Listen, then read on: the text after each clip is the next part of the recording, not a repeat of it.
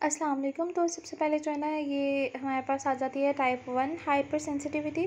Basically हमारे पास जो hyper sensitivity है ना उसकी 4 टाइप्स होती हैं, ठीक है। इसमें जो मेन की पॉइंट्स हैं ना वो आप लोगों ने याद रखने हैं।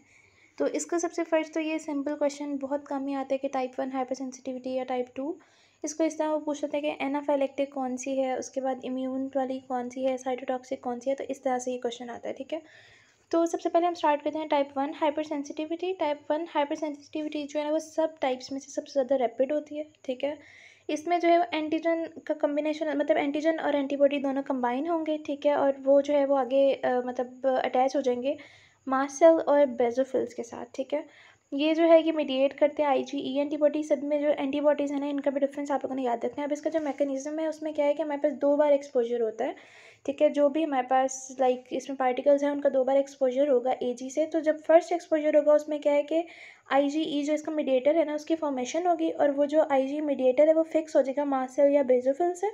और जो सेकंड टाइम एक्सपोजर है ना उसमें जो है ये इसके मास्ट सेल पे जो है वो रिएक्शन होगा, और हमारे पास जो मास्ट सेल है उसकी डिग्रेडेशन या डीग्रेनुलेशन होगी, ठीक है। इस सब प्रोसेस के रिजल्ट में हमारे पास क्या चीज़ आती है, हमारे पास मीडिएटर्स आते हैं।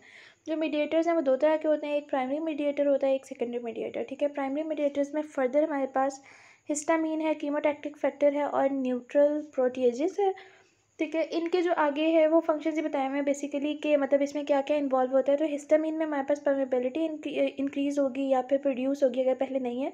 उसके बाद इसकी विजुअल डायलेशन हो जाएगी, इसमें जो वेसल्स वगैरह हैं उनमें डायलेशन हो जाएगी, और ब्रोंकोस्पैज्म हो जाएगा, और ब्रोंकाई में जो हमारे पास म्यूकस होता है उसकी सिक्रेशन इंक्रीज हो जाएगी या फिर रिड्यूस होगी, ठीक है।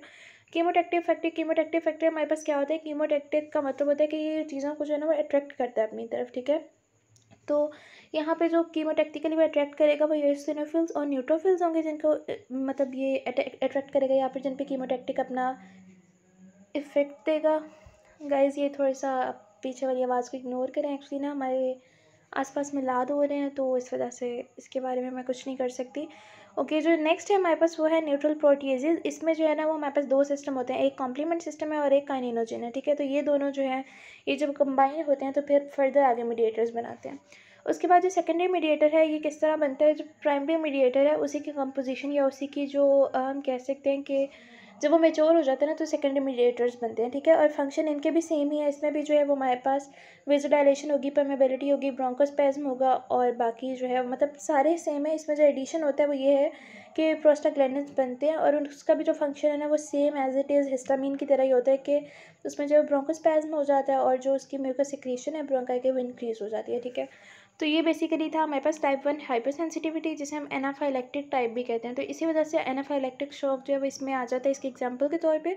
तो इसमें वो बताते हैं कि एनाफाइलेक्टिक शॉक में क्या होता है कि इसमें इचिंग, एरिथमिया और ये सारे जो है ना ये इसके सिम्टम्स होते हैं, जिसमें डायरिया है, एब्डोमिनल क्रैम्प्स है, एडीमा है, और लेरिंक्स में जो एडीमा है वो ज़्यादा कॉमन होता है, ठीक है।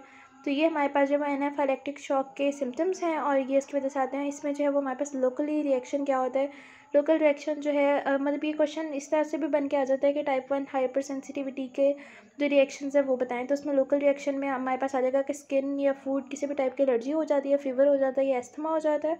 और जो एटोपी है ये उसका जो है वो मतलब जनरल उसका रिएक्शन है, जिसमें हमारे पास एटोपी में क्या होता है कि जो टाइप 1 रिएक्शंस हैं ना वो बहुत ज़्यादा लोकलाइज्ड हो जाते हैं, ठीक है। मतलब कि बहुत ज़्यादा स्प्रेड नहीं करेंगे, एक ही जगह पे होंगे और वहीं पे लोकलाइज्ड हो जाएंगे, इसकी कोई इवेजन या इन्वेजन वगैरह नहीं होगी। तो इसे हम कहते हैं एटोपी।